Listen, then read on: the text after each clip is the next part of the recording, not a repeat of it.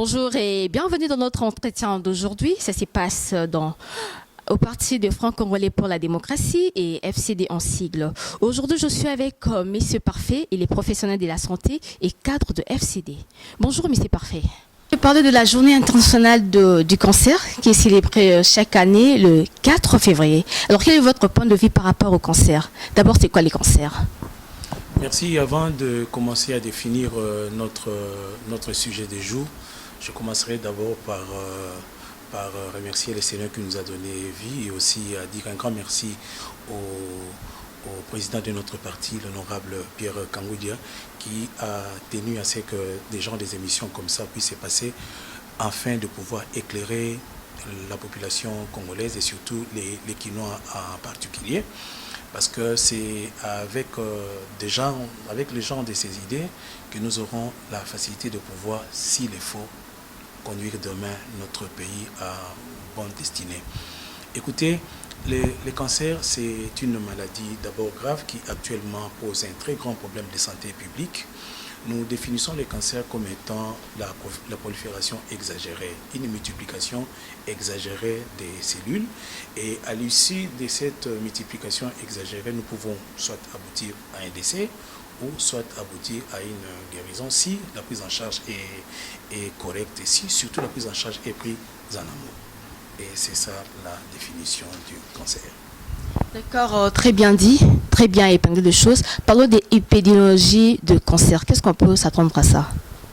En fait, l'épidémiologie des cancers, s'il faut le dire en des mots simples, c'est la façon dont les cancers touchent les différentes couches de la population, d'abord mondiale, et nous pouvons aussi donner une idée de ce qui s'est sévi ici sur place en RDC et surtout à Kinshasa. Retenez que les cancers dans le monde entier, c'est la première des causes des décès dans des pays industrialisés. Alors que chez nous ici en RDC, les cancers est situé entre le deuxième et la troisième cause des décès qu'on retrouve ici sur place au Congo. Retenez aussi que si vous prenez les cas de tuberculose, vous additionnez les cas des pathologies comme la VIH, sida et malaria, la somme que vous aurez, cette somme-là est de très loin inférieure au cas de décès que nous avons des gens qui souffrent de cancer ici en République démocratique du Congo. Dans nos hôpitaux, sur les 100% des décès que nous avons presque chaque année, retenez que 44% des décès sont dus à des problèmes de cancer.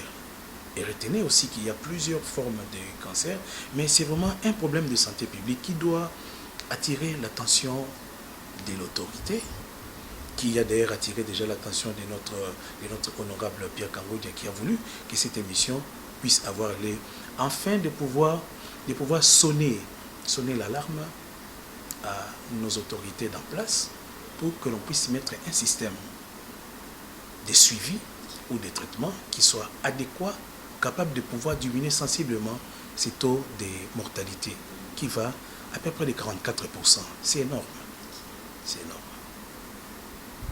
Alors, parlons un peu de type ou forme des cancers. Toujours on parle avec des professionnels, c'est-à-dire qu'il y a des cancers qui existent chez l'homme qu'on ne retrouve pas chez la femme. Comment expliquer cela? Bon, écoutez, Dieu nous a d'abord créé différemment. Il y a une différence entre l'homme et la femme.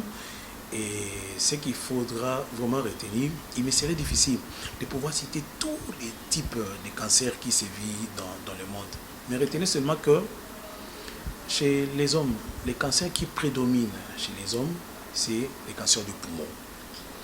Après les cancers du poumon, nous avons les cancers de la glande prostatique, que plusieurs personnes appellent vulgairement la prostate. En fait, c'est les cancers de la prostate. Et retenons aussi que la prostate, c'est une glande qui n'existe que chez l'homme. Donc, quand on parle de cancer de la prostate, il n'y a que des hommes qui peuvent en souffrir, pas de femmes. En dehors des cancers de la prostate, chez les hommes, nous avons aussi, par exemple, les cancers du côlon, les cancers de rectum, les cancers de la peau, il y en a plusieurs. Retenez aussi, même dans l'œil, donc de la tête aux pieds, il y a chaque différent type de cancer. Chez les femmes, par exemple, nous avons, la prédominance sont les cancers des seins. Les cancers de l'utérus, les cancers du col, les cancers aussi de côlon. Il y a aussi les cancers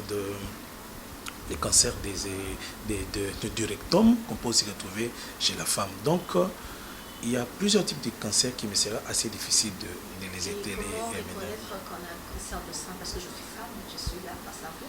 Comment reconnaître que j'ai un cancer de sein? Bon, écoutez, les cancers des seins, c'est l'un des cancers assez faciles à pouvoir reconnaître bien avant que ça fasse des dégâts. Une femme qui veut se laver doit en principe tâter ses mamelles. Comment faire? La dame met la pointe de son sein ici au centre et appuie fortement, ou presse fortement sa main sur le torse tout en balayant du centre vers l'extérieur, donc du centre vers l'extérieur. Et quand il tapote ainsi, à balayer ainsi, elle aura l'impression des nodules, comme si vous avez des bulles en dessous de votre main. Quand vous avez des choses comme ça, ça doit quand même vous alarmer et vous pouvez aller consulter les médecins.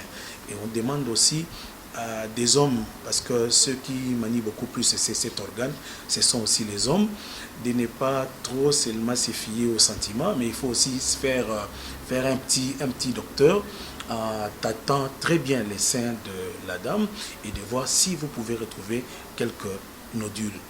Retenez aussi que une fois les nodules pressentis par la dame et qu'on peut prendre en charge tôt, c'est une maladie qui peut être curative. Mais quand on la découvre en retard, ça fait beaucoup trop de dégâts. Lorsque vous changez brutalement votre mode de vie, vous savez, Dieu est très intelligent. Ce n'est pas pour rien que Dieu nous a mis au Congo. Et qu'au Congo, nous avons notre biosphère, notre environnement nous apporte une alimentation qui est appropriée à notre terrain.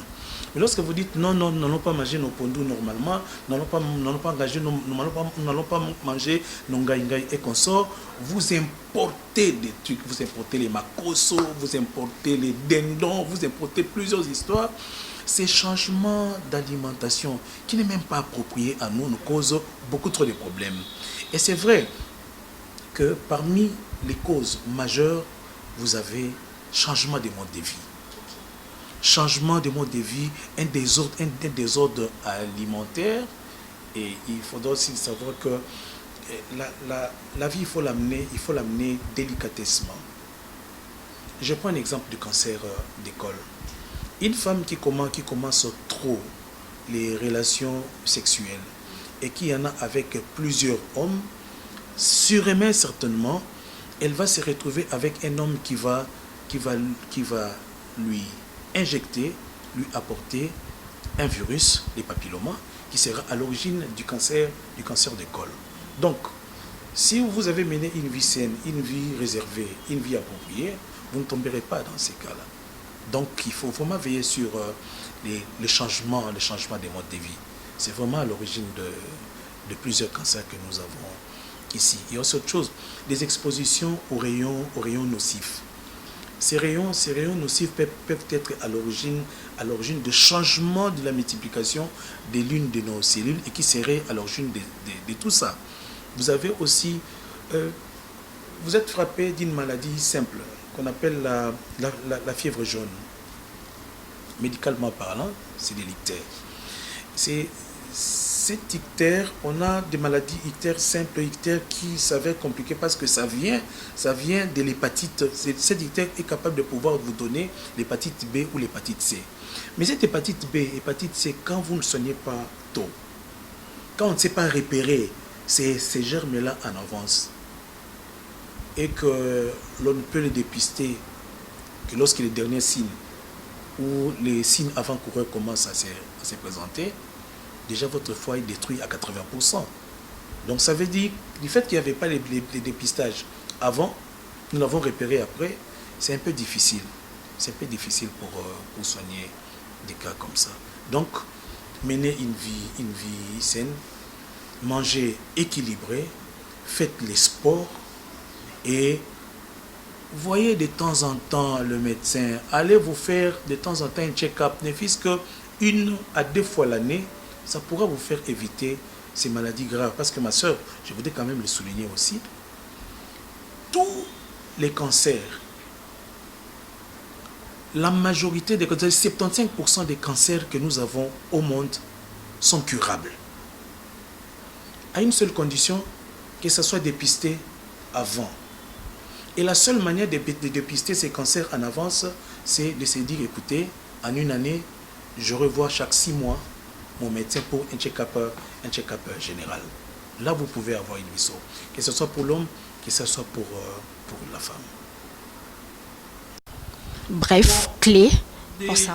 Les conseils, je commencerai d'abord à lancer un message d'encouragement à notre président national, notre honorable Pierre Kangoudia, que si l'on continue à pouvoir réveiller la population ainsi, parce que je vous dis la vérité, il ne fait pas pour être honorable.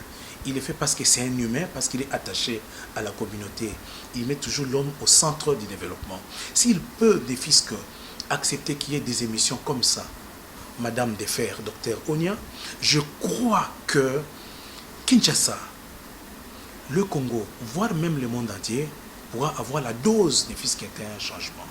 Mais pour nos autorités en place, de la même manière que vous luttez pour qu'il y ait l'enseignement gratuit, lutter aussi pour qu'il y ait un check-up général de qui que ce soit, de l'enfant jusqu'au vieillard, ne fût-ce qu'une seule fois l'année, que le gouvernement puisse faire comme fait notre honorable Pierre Kangoud. Chaque mois, il dispose un hôpital pour qu'il y ait des consultations gratuites. Et du fait qu'il a aussi mis ça sur son plan d'action pour que chaque commune ici à Kinshasa connaisse des séries de consultations comme ça, je crois que ça ira mieux. Que le gouvernement aussi les fasse. Le gouvernement a beaucoup de moyens pour faire en sorte que dans chaque commune, qu'il y ait une consultation gratuite. C'est tout ce que je demande. Et pourquoi? Ça va nous aider à pouvoir éviter les 2 tiers des calamités que nous causent les cancers. Voilà. D'accord, très bien. Et pour finir, alors, vous êtes politique, vous êtes médecin. Un message de paix parce qu'on constate que la RDC est en train de passer une session de crise. En tout cas, la situation est très compliquée. Mais quel est votre mot par rapport à ça? Je n'ai pas d'autre mot à répéter que ce que dit souvent notre honorable Pierre Kangoudia. L'honorable Pierre Kangoudia dit toujours, nous devons faire un effort. Nous devons travailler pour l'amélioration de notre société. Nous n'avons pas tout, mais nous ne manquons pas tout. Voilà, les derniers mots. Merci beaucoup. Là, c'était l'entretien avec Monsieur Parfait et les cadres de FCD, Fonds de Congolais pour la démocratie. Merci pour la coordination de Madame Yasmine Onyakatako. Merci et à très bientôt.